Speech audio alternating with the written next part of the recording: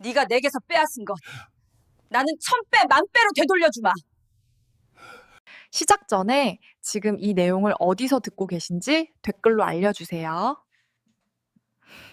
내 세상은 돼지뼈를 우려낸 국물의 기름진 냄새와 시큼하게 익은 김치의 냄새, 그리고 시장 골목의 축축한 흙냄새로 가득했다. 허름한 간판을 내건 작은 백반집 온정. 그곳이 내 세상의 전부였다. 사람들은 나를 온정보살이라 불렀다. 남편 일찍 여의고 홀로 딸을 키우면서도 매일같이 노숙인들에게 무료로 밥을 퍼주는 나를 향한 그들의 경에 섞인 별명이었다. 나는 그저 웃었다. 그들에게는 보살의 미소로 보였겠지만 사실은 지독한 속죄였다. 죽은 남편 강태수? 그는 돈을 신으로 섬기고 인간의 약점을 먹이로 삼아 절망의 왕국을 지배했던 돈의 제왕이었다. 그가 남긴 피 묻은 유산, 나는 그 거대한 금고를 내 기억 속에 봉인했다. 그 돈에서는 녹슨 쇠 냄새와 사람들의 눈물 냄새가 났다. 단 한 푼도 쓰지 않았다. 대신 내 두 손에 굳은 살이 박이고 허리가 끊어질 듯 아파올 때까지 일했다. 그렇게 번 돈으로만 미주를 키우고 이 식당을 열었다.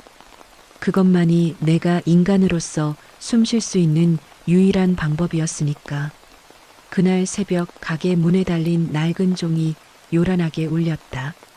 지독한 향수와 독한 알코올 냄새를 풍기며 하나뿐인 내 딸, 미주가 비틀거리며 들어왔다.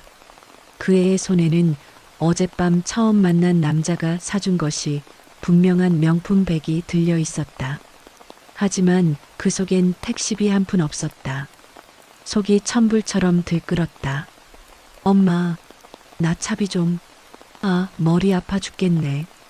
어제 만난 오빠가 택시비 하라고 줬는데 다른 거 사느라 다 썼어. 28. 그 애는 자신의 젊음과 아름다움을 무기 삼아 남자들의 주머니를 터는 일을 놀이처럼 즐겼다. 내 심장이 쿵 내려앉았다. 그 모습에서 돈이라면 사람의 영혼까지 사들릴 수 있다고 믿었던 죽은 남편의 얼굴이 어른거렸다. 미주야, 너 어제 또 외박했어? 어미는 밤새 내 걱정에 한숨도 못 잤는데 넌 이게 무슨 꼴이야? 아, 또 그놈의 잔소리. 엄마처럼 살기 싫다고 했지. 이 밥 냄새 지긋지긋해. 평생 남 좋은 일만 하고 빌빌거리고 난 절대 그렇게 안 살아. 미주는 코를 막으며 소리쳤다. 내 삶 전체를 부정하는 그 몸짓에 심장이 저몄다. 그때 가게 구석에 놓인 작은 TV에서 익숙한 목소리가 흘러나왔다. 청렴한 정치인 박정훈 의원이었다. 그는 따뜻한 사회, 정의로운 국가를 외치고 있었다. 저 사람. 미주가 TV를 가리키며 소리쳤다. 나 어제 만난 남자 아빠가 TV에 나오는 저 국회의원이래. 우리랑은 사는 세상이 달라. 완전 다른 세상이라고. 나는 TV 속 박정훈의 얼굴을 뚫어지게 쳐다봤다. 웃고 있었지만 뱀처럼 차가운 눈. 순간 머릿속에서 봉인해 두었던 기억의 창고 문이 덜컹 하고 열렸다. 수십 년 전 늦은 밤 남편의 서재에서 풍겨오던 짙은 시가 향기. 육중한 책상 뒤에 앉아있던 남편의 거대한 그림자. 그리고 그 앞에 무릎을 꿇고 있던 한 남자의 비굴한 실루엣. 살려달라고, 개처럼 충성하겠다고 애원하던 그 목소리가 지금 TV 속에서 정의를 외치는 저 목소리와 섬뜩하게 겹쳐졌다. 온몸의 피가 차갑게 식었다. 세상의 모든 소리가 멀어지고 이명만이 귓가를 맴돌았다. 국자를 쥔 손이 통제할 수 없이 떨려왔다. 쨍그랑. 손에서 미끄러진 뜨거운 뚝배기가 바닥에 떨어져 산산조각 났다. 내 평온했던 속죄의 세상에 거대한 균열이 생기는 소리였다. 나는 떨리는 입술로 나 자신도 모르게 그 이름을 내뱉고 말았다. 박정훈. 며칠 뒤 거짓말처럼 내 작은 가게에 검은 세단이 줄지어 섰다. 온정에 낡고 기름때 낀 문이 열리자 가게 안의 소란스러움이 순간 멎었다. 땀 냄새와 음식 냄새로 가득했던 공간에 값비싼 향수와 권력의 냄새가 비집고 들어왔다. 박정훈 의원이 아들 도윤과 함께였다. 서민의 식당에서 민심을 듣다. 그런 제목의 기사용 사진을 찍기 위해서였다. 카메라 플래시가 연신 터지며 가게의 초라한 구석구석을 무자비하게 비췄다. 나는 밥주걱을 쥔 채 그들을 맞았다. 박정훈은 내 손을 잡으며 말했다. 어머니 같은 분이 이 시대의 영웅입니다. 그의 손은 부드럽고 따뜻했지만 나는 그 악수에서 축축한 뱀의 감촉을 느꼈다. 그는 나를 전혀 기억하지 못했다. 그의 눈에 나는 그저 표를 주는 수많은 서민 중 하나일 뿐이었다. 도윤은 미주의 어깨를 감싸 안고 웃었다. 나는 그놈의 눈에서 미주를 향한 경멸과 소유욕을 동시에 읽었다. 저건 사랑이 아니었다. 비싼 장난감을 손에 넣은 아이의 오만한 눈빛이었다. 내 속에서 경고등이 미친 듯이 울렸다. 안 돼. 내 딸을 저놈에게서 떼어내야 해. 그 주 주말 미주는 인생 역전할 파티에 간다며 들떠서 나갔다. 엄마는 평생 만져보지도 못할 옷이야. 도윤이 사준 것이 분명한 번쩍이는 드레스를 입고 나가는 딸의 뒷모습을 보며 나는 밤새 잠들지 못하고 거실을 서성였다. 새벽 4시 전화벨이 울렸다. 경찰서였다. 심장이 쿵 바닥으로 떨어졌다. 차가운 형광등 불빛 아래 미주는 엉망이 된 채 유치장에 앉아 있었다. 폭행 그리고 마약 소지 혐의. 값비싼 드레스는 갈기갈기 찢겨 있었고 얼굴은 눈물과 화장으로 범벅이 되어 있었다. 쇠창살 너머로 딸과 마주했다. 엄마, 나 아니야. 나 아니라고. 도윤이 그 새끼들이 나한테 약탄수를 먹였어. 그리고 미주는 더 이상 말을 잇지 못하고 울부짖었다. 내 딸은 처참하게 짓밟혔다. 하지만 세상은 그 애의 말을 들어주지 않았다. 경찰관은 하품을 하며 말했다. 아줌마 딸이 먼저 꼬리쳤다고 저쪽 애들이 그러던데. 원래 클럽에서 만나면 다 그런 거 아니에요? 그의 무심한 말투에 온몸의 피가 거꾸로 솟았다. 내 손이 분노로 떨렸다. 다음 날 아침 모든 신문과 방송이 내 딸의 이야기를 떠들어댔다. 청렴한 정치인 아들 노린 꽃뱀, 클럽 죽순이의 마약 파티. 내 딸의 얼굴이 모자이크 처리된 채 전국으로 송출되었다. 온갖 더러운 이름들이 내 딸에게 주홍 글씨처럼 새겨졌다. 온정은 기자들로 둘러싸였다. 카메라 플래시가 총알처럼 터졌다. 딸 교육을 어떻게 시키신 겁니까? 딸이 평소에도 문란했다는데 사실입니까? 성녀인 척 위선 떨지 마시죠. 질문들이 비수가 되어 날아와 박혔다. 나는 순식간에 보살에서 딸 잘못 키운 망측한 어미로 전락했다. 가게 문에는 누군가 붉은 페인트로 걸레 어미라고 써놓았다. 수십 년간 쌓아온 내 속죄의 성이 단 하루 만에 와르르 무너져 내렸다. 나는 가게 안에 주저앉아 내 딸을 향해 쏟아지는 세상의 돌팔매질을 온몸으로 막고 있었다. 대체 내가 뭘 그리 잘못한 걸까? 그저 평범하게 조용히 살고 싶었을 뿐인데 내 세상이 소리 없이 무너져 내리고 있었다. 나는 마지막 지푸라기라도 잡는 심정으로 박정훈의 국회의원 사무실을 찾아갔다. 비에 젖은 생쥐꼴로 수많은 기자와 보좌관들 사이를 헤치고 나아갔다. 그들의 경멸과 조소가 담긴 시선이 내 등 뒤에 화살처럼 박혔다. 마침내 마주한 박정훈의 사무실은 내 작은 백반집과는 비교도 할 수 없이 거대하고 화려했다. 그는 값비싼 원목 책상에 앉아 서류를 보고 있었다. 인기척을 느끼고 고개를 든 그는 나를 보고 미간을 찌푸렸다. 마치 길에서 마주친 더러운 벌레를 보는 듯한 표정이었다. 나는 그 차가운 대리석 바닥에 그대로 무릎을 꿇었다. 의원님, 제발 제 딸 아이 좀 살려주십시오. 제가 다 잘못했습니다. 제가 죽을 죄를 지었습니다. 나는 머리를 바닥에 찌우며 빌고 또 빌었다. 이마에서 피가 나는 것 같았지만 개의치 않았다. 자존심 따위는 버린 지 오래였다. 박정우는 자리에서 일어나 슬픈 표정으로 나를 일으켜 세웠다. 그의 눈은 웃고 있었다. 주변에서 터지는 카메라 플래시 소리를 그때의 나는 알아채지 못했다. 그는 내 어깨를 감싸 안으며 기자들을 향해 말했다. 상처가 깊으실 텐데 부디 마음 굳게 먹으십시오, 어머니. 자식의 죄는 부모의 죄가 아닙니다. 그의 입에서 나온 어머니라는 말이 너무나 역겨웠다. 다음 날 아침 신문 일면에는 무릎 꿇은 내 모습과 그런 나를 감싸 안는 박정훈의 사진이 대문짝만하게 실렸다. 가해자 어미까지 보듬는 대인배 정치인. 그는 내 처절한 모성애마저 자신의 이미지 제고를 위한 도구로 써먹었다. 그는 내 마지막 남은 영혼까지 탈탈 털어 자신의 재단에 바쳤다. 그날 이후 모든 것이 끝이었다. 가게는 마약범 소굴이라며 손님들의 발길이 끊겼고 건물주는 당장 가게를 빼라고 소리쳤다. 며칠 뒤 찾아간 구치소에서 미주는 나를 보고 악을 썼다. 엄마 때문이야. 엄마가 힘이 없으니까. 엄마가 이렇게 가난하고 비참하니까.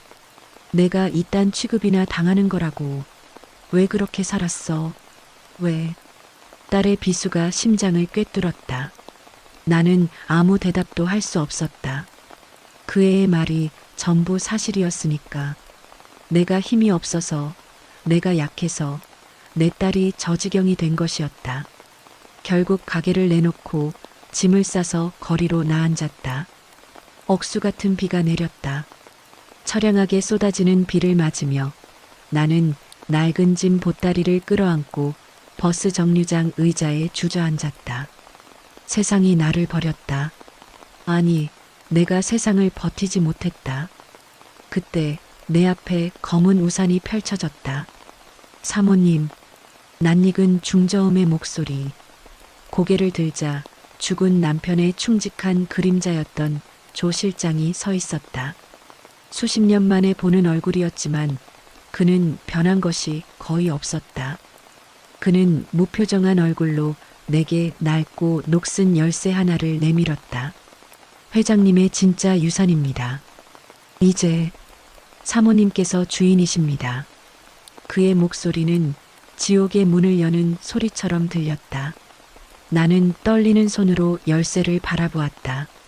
저 차갑고 녹슨 쇠붙이가 내 딸을 구할 유일한 동아줄일지도 몰랐다. 이제 와서 그 돈을 내가 인간이길 포기하고 저 악마의 돈을 써야만 하는 걸까? 하지만 내 딸이 저 차가운 감옥에서 울고 있었다. 그래, 내 딸을 위해서라면 인간이길 포기하고 기꺼이 악마가 되어주마. 나는 조 실장의 눈을 똑바로 쳐다보며 말했다. 안내해. 내 목소리는 빗소리에 섞여 서늘하게 울려 퍼졌다. 조 실장의 차는 서울 외곽에 버려진 물류창고 앞에 섰다. 빗줄기는 잦아들었지만 하늘은 여전히 잿빛이었다. 낡은 열쇠가 끼워지자 육중한 철문이 수십 년 만에 잠에서 깨어나는 괴물처럼 삐걱거리며 열렸다. 먼지 쌓인 창고 안쪽 거대한 금고 문이 나타났다. 조 실장이 익숙하게 비밀번호를 누르자 내 평생 맡아본 적 없는 냄새가 코를 찔렀다. 오래된 종이와 돈, 그리고 희미하게 섞인 피 냄새. 그것은 욕망과 절망이 뒤섞인 냄새였다. 금고 안은 별천지였다. 벽면을 가득 채운 5만 원권 현금 다발과 어둠 속에서도 번쩍이는 금괴들. 그 가치를 셈하는 것조차 불가능해 보였다.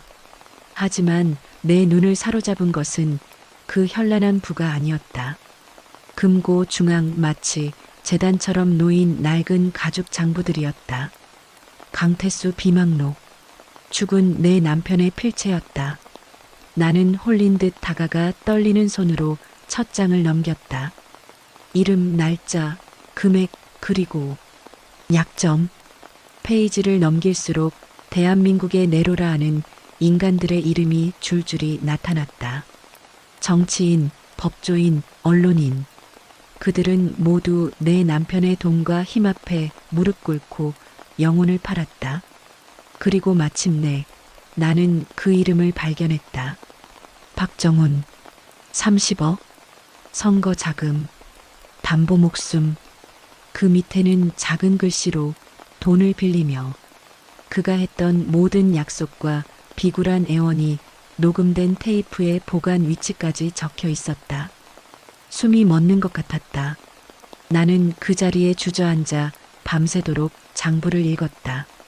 남편이 어떤 악마였는지, 그리고 그 악마에게 어떤 버러지들이 기생하며 살아왔는지. 남편은 내게 늘 말했었다. 선영아, 돈은 힘이고 약점은 밥이야. 놈들의 약점을 쥐고 있어야 내가 살고 너도 살아. 나는 그 말을 경멸했었다. 하지만 지금 이 순간 그 악마의 철학이 내 유일한 구원이었다. 속죄? 인간답게 사는 거? 다 집어치우라지. 내 딸이 저 지옥에 있는데 나 혼자 성녀인 척 위선을 떨고 있었다니. 이 장부는 남편이 남긴 악마의 유산이 아니었다. 이것은 신이 내게 내려준 복수의 성경이었다. 동이틀 무렵 금고에서 나온 나는 더 이상 어제의 김선영이 아니었다. 눈물은 말랐고 두려움은 사라졌다. 그 자리엔 차가운 분노와 뜨거운 복수심만이 남았다. 나는 조 실장에게 말했다. 조 실장, 당장 변호사 선임해. 대한민국 최고로 비싼 놈으로. 그리고 박정훈 의원과 관련된 이 장부에 나오는 모든 인간들의 현재 위치와 상황, 샅샅이 다시 파악해. 뭔지 하나까지. 조 실장은 아무것도 묻지 않고 고개를 숙였다. 알겠습니다, 사모님. 나는 창고를 나서며 새벽의 차가운 공기를 깊이 들이마셨다. 온정의 김선영은 그날 밤 그 금고 안에서 죽었다. 이제 남은 건 복수의 화신뿐이다. 박정훈, 내가 내 딸에게 준 고통을 나는 천배만배로 되돌려주마. 내가 쌓아 올린 모든 것을 무너뜨리고 내 영혼까지 지옥으로 끌고 갈 것이다. 이것은 어미의 이름으로 내리는 심판이다. 나의 첫 번째 사업은 작고 초라했다. 박정훈의 선거 캠프에 음식을 납품하는 작은 출장 뷔페 업체를 인수했다. 조 실장이 금고에서 꺼내온 현금. 다발 앞에서 업체의 전주인은 자신이 평생 만져볼 돈의 몇 배를 받고도 어안이 벙벙했다. 나는 그에게 딱 한 가지만 물었다. 주방에서 가장 입이 무겁고 손이 빠른 사람이 누굽니까? 가장 큰 후원 행사가 열리는 날 나는 직접 주방에 섰다. 내가 만든 음식들은 완벽했다. 하지만 정확히 행사 시작 1시간 전 내가 매수한 직원은 모든 음식에 무색무취의 강력한 설사약을 섞었다. 그 약은 내 남편이 자신을 배신한 자들에게 가끔 쓰던 선물이었다. 행사는 아수라장이 되었다. 대한민국 정재계의 내로라 하는 인간들이 화장실을 들락거리며 체면을 구겼다. 박정훈의 완벽한 행사는 추악한 스캔들로 끝났다. 사소한 복수였다. 하지만 이것은 경고였다. 나는 내 놈의 밥상에 언제든 독을 탈 수 있다는 서늘한 선전포고. 두 번째, 나는 장부에 적힌 박정훈의 자금줄, 한 저축은행장의 비자금 내역을 신문사에 익명으로 제보했다. 하지만 그냥 제보하지 않았다. 그 신문사의 사주 역시 장부에 이름이 올라 있는 인물이었다. 나는 조 실장을 통해 사주에게 메시지를 전했다. 박정훈을 쳐라. 그러면 내 과거는 덮어주마. 거래는 즉시 성립되었다. 다음 날 신문 일면은 저축은행 비리 기사로 도배되었고 세무조사가 시작됐다. 박정훈에게 흘러가던 검은 돈의 파이프라인이 막혔다. 그는 미친 듯이 날뛰었지만 믿었던 언론이 자신에게 등을 돌린 이유를 알지 못했다. 그는 마치 허공에다 주먹질을 하는 기분이었을 것이다. 며칠 뒤 나는 새로 선임한 변호사와 함께 미주를 면회했다. 대한민국에서 승률이 가장 높다는 시간당 수임료가 집 한 채 값이라는 변호사였다. 미주는 여전히 날이 서 있었다. 이제 와서 뭐 어쩌라고? 돈도 백도 없는 엄마가 뭘 할 수 있는데? 나는 아무 말 없이 최고급 도시락을 꺼내놓았다. 그리고 변호사가 말했다. 강미주 씨, 곧 풀려나실 겁니다. 상대 측 증거가 모두 조작된 것으로 밝혀졌고 오히려 무고죄로 역고소 들어갈 겁니다. 의원님 아드님은 마약 투약 혐의로 곧 수사를 받게 될 거고요. 미주의 눈이 지진이라도 난 듯 흔들렸다. 나는 딸의 손을 잡고 나지막이 말했다. 미주야, 엄마가 이제 돈도 백도 다 있어. 그러니까 조금만 기다려. 딸의 눈에 처음으로 의문과 경외, 그리고 아주 약간의 두려움이 어렸다. 우리 엄마가 대체 어떻게? 그 눈빛을 보니 복수의 칼날을 더욱 날카롭게 갈아야겠다는 생각뿐이었다. 저놈들이 내 딸에게서 빼앗아간 모든 것을 이자로 지옥까지 쳐서 되돌려주리라. 그날 밤 박정훈은 자신의 사무실에서 길길이 날뛰고 있었다. 갑자기 터져나온 스캔들, 막혀버린 자금줄, 그리고 아들을 향해 조여오는 수사망. 모든 것이 동시다발적으로 일어났다. 이것은 우연이 아니었다. 누군가 보이지 않는 곳에서 자신을 조종하고 있었다. 그는 자신의 모든 인맥을 동원해 배후를 캐기 시작했다. 하지만 아무것도 나오지 않았다. 상대는 마치 유령 같았다. 그는 불안감에 위스키를 들이켰다. 차가운 유리잔 너머로 어둠 속에서 누군가 자신을 비웃고 있는 것 같은 환각에 시달렸다. 그는 아직 몰랐다. 그 공포는 이제 시작일 뿐이라는 것을. 박정훈을 무너뜨릴 가장 확실한 무기는 그의 아들 박도윤이었다. 짐승은 상처에서 피 냄새를 맡고 나는 인간에게서 약점의 냄새를 맡았다. 그리고 박도윤은 머리부터 발끝까지 약점으로만 이루어진 걸어다니는 시한폭탄이었다. 나는 그 폭탄의 뇌관을 당기기로 했다.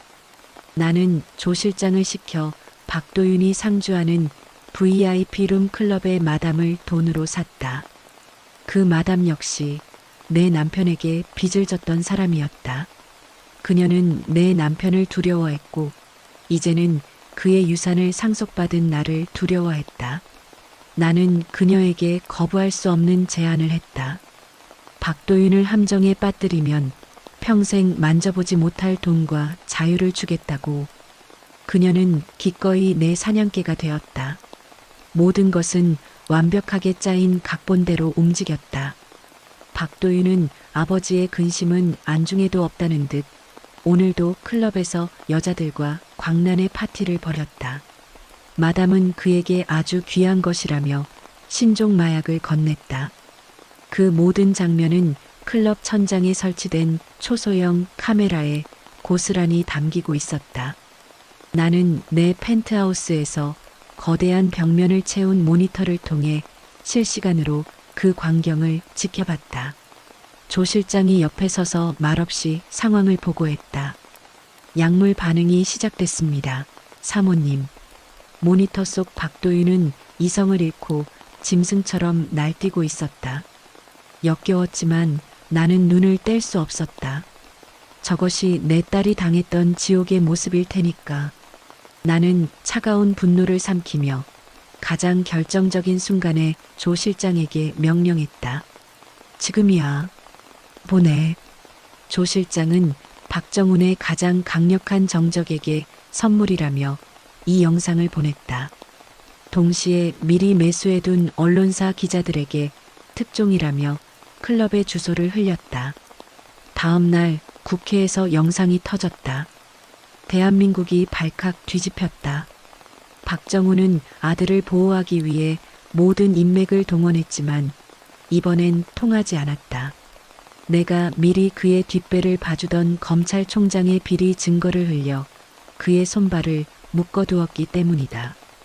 클럽은 아수라장이 되었고 박도윤은 현장에서 체포되었다. 빼도 박도 못할 증거였다. 그날 밤 박정훈에게서 전화가 걸려왔다. 발신자 표시 제한. 하지만 나는 그놈인 줄 알았다. 대체 누구냐 너? 뭘 원해? 그의 목소리는 분노를 넘어 공포에 잠겨 있었다. 나는 음성 변조기를 통해 낮고 차가운 목소리로 답했다. 내가 내게서 빼앗아간 것을. 나는 그 한마디만 남기고 전화를 끊었다. 박정훈은 수화기를 든 채 얼어붙었을 것이다. 그는 그제야 깨달았다. 이것은 단순한 정치 공작이나 돈을 노린 협박이 아니다. 자신에게 깊은 원한을 품은 누군가의 처절한 복수극이라는 것을. 그는 자신의 과거를 미친 듯이 되짚기 시작했다. 내가 짓밟았던 수많은 사람들, 내가 버렸던 수많은 약자들, 대체 누구란 말인가? 그의 완벽했던 세상에 종말의 그림자가 드리우기 시작했다. 그는 잠들지 못했다.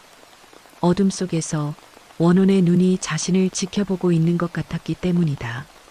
나는 박정훈에게 만남을 제안했다. 그의 돈줄을 쥐고 있는 새로운 명동의 큰 손으로서였다. 그는 내 정체를 모른 채 마지막 동아줄이라도 잡는 심정으로 약속 장소인 호텔 펜트하우스로 왔다. 아들의 구속으로 만신창이가 된 그는 지푸라기라도 잡고 싶었을 것이다. 룸에 들어선 그는 나를 보고 경악했다. 아주머니가 어떻게 여기에? 그의 눈에는 경멸과 의심 그리고 아주 약간의 혼란이 뒤섞여 있었다. 그는 내가 이곳에 있을 리 없다고, 있어서는 안 된다고 생각하고 있었다. 나는 말없이 테이블 위로 낡은 가죽 장부를 미끄러뜨렸다. 그가 떨리는 손으로 장부를 펼쳤다. 자신의 이름이 적힌 페이지를 본 그의 얼굴에서 핏기가 사라졌다. 이걸 어떻게... 당신 대체 정체가 뭐야? 그가 짐승처럼 으르렁거렸다. 나는 여전히 의자에 앉아 그를 차갑게 올려다보았다. 내가 누구 같아? 내 놈이 짓밟고 올라선 수많은 시체 중 하나로 보여. 나는 주머니에서 작은 카세트 플레이어를 꺼내 버튼을 눌렀다. 낡은 기계에서 지지직거리는 소음과 함께 수십 년 전의 비굴한 목소리가 흘러나왔다. 회장님, 제발 한 번만 살려주십시오. 개처럼 충성하겠습니다. 시키는 건 뭐든지 하겠습니다. 박정훈은 그 자리에 주저앉았다. 자신의 목소리, 잊고 싶었던, 아니 영원히 묻었다고 생각했던 자신의 과거였다.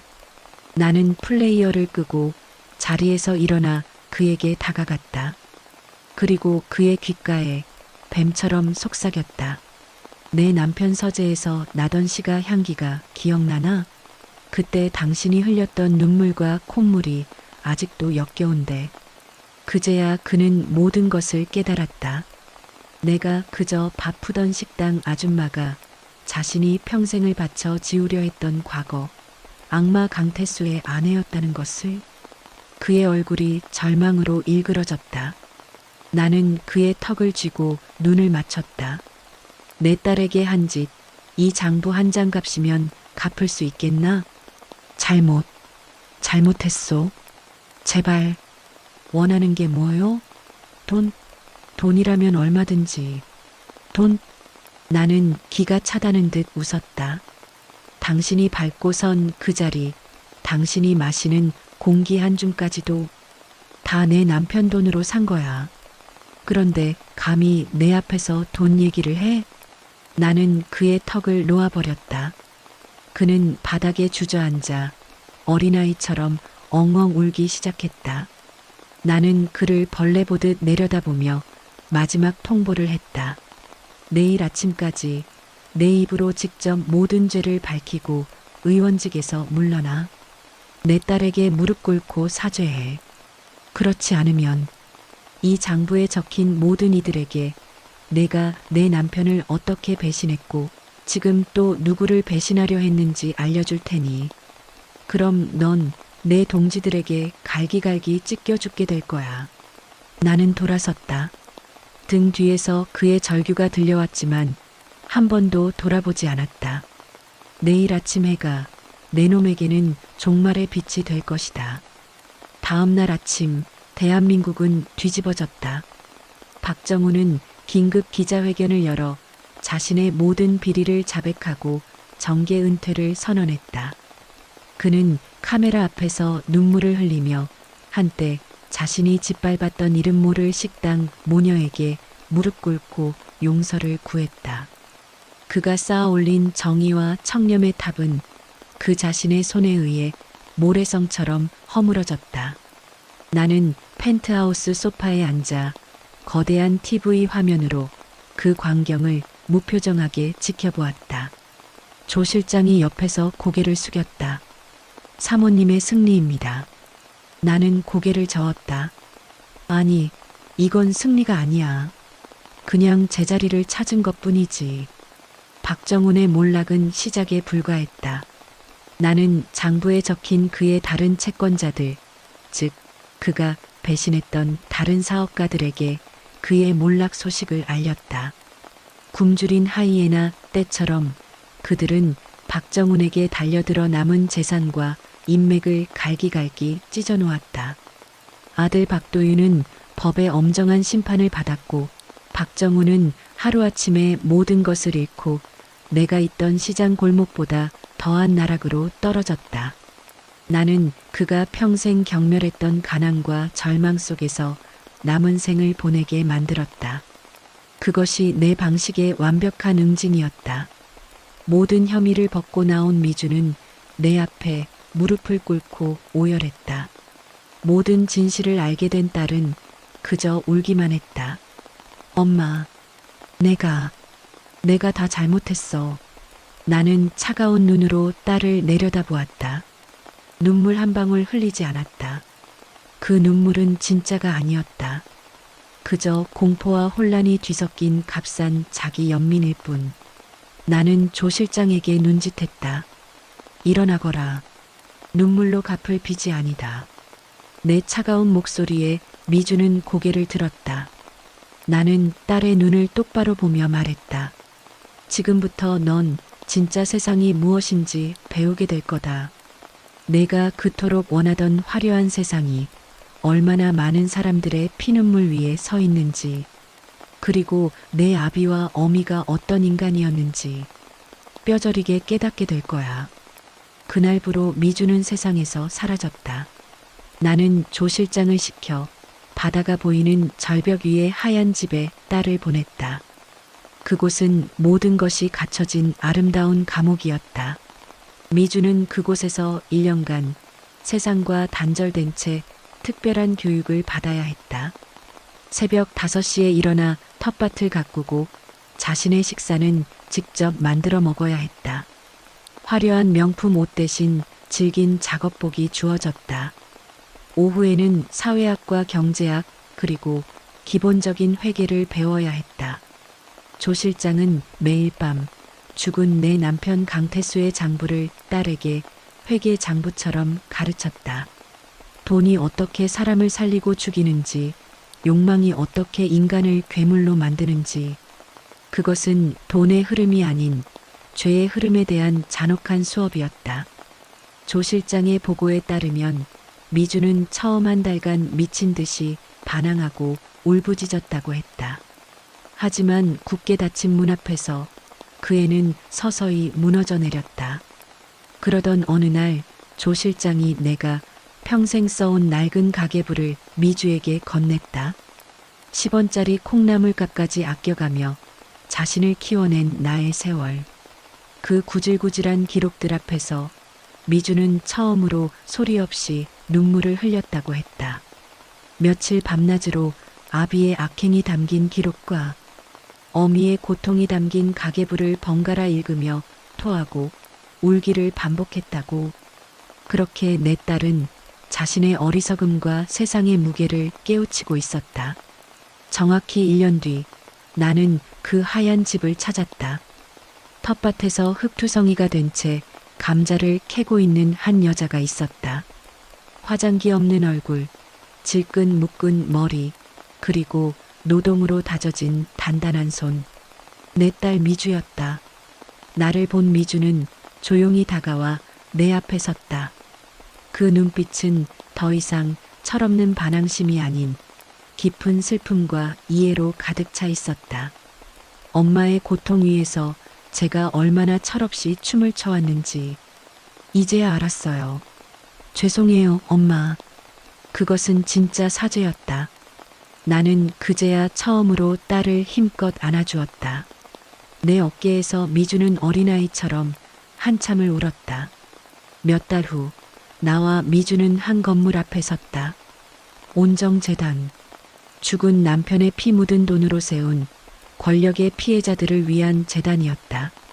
악마의 유산은 그렇게 세상의 가장 더러운 곳을 청소하는 데 쓰였다. 재단 식당에서 나는 딸과 마주 앉아 10수년 만에 처음으로 편안한 밥을 먹었다. 더 이상 허름한 백반집이 아닌 깨끗하고 환한 식당이었다.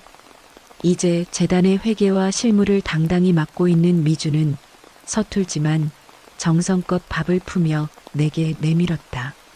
엄마, 많이 드세요. 나는 처음으로 딸을 보며 진짜 온화한 미소를 지었다.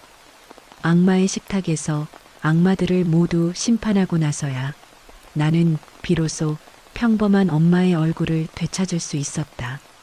나의 길고 잔인했던 복수는 그렇게 끝이 났다. 나는 더 이상 죄인도 복수의 화신도 아니었다. 나는 그저 내 딸을 지켜낸 한 사람의 어미였다. 밤이 깊어가는 이 시간, 밤이 깊어가는 소설 채널과 함께 또 하나의 짜릿한 이야기를 완성했습니다. 오늘도 속 시원한 드라마로 여러분의 마음속 응어리를 시원하게 뚫어드렸기를 바랍니다. 다음에도 더욱 강력한 이야기로 찾아뵙겠습니다. 구독과 좋아요는 더 좋은 작품을 만드는 힘이 됩니다.